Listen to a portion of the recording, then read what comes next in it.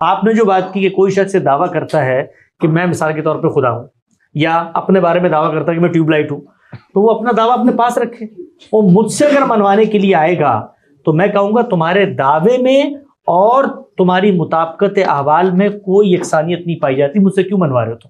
یہ تو آج کے دور میں بھی ہوتا ہے. کوئی خاتون اٹھ کے مجھے کہے مجھے مرد کہو، تو میں کہوں گا دنیا تمہیں مرد کہے گی، میں نہیں کہتا بھائی میرا حق ہے.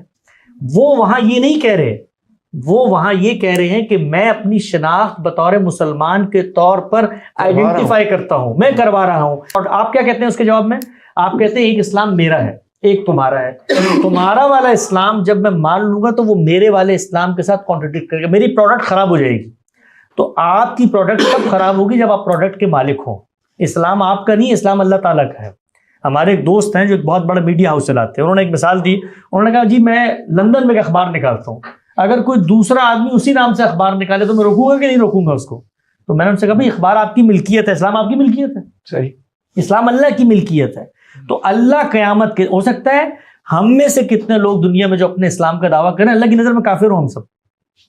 قرآن مجید نے کہا ہے کہ من لم یحکم بما انزل اللہ فاولئک هم الکافرون، جو اللہ کے بتائے ہوئے طریقے کے مطابق حکمرانوں کو کہا ہے شریعت کے فیصلے نہیں کرتے، تمہیں حکومت ملی تھی، قیامت میں میرے سامنے کافر بن کے اٹھو گے. تو اللہ کی نظر میں کون کافر ہے کون مسلمان ہے مجھے نہیں پتا، میں تو ظاہر احوال پہ گفتگو کر رہا ہوں.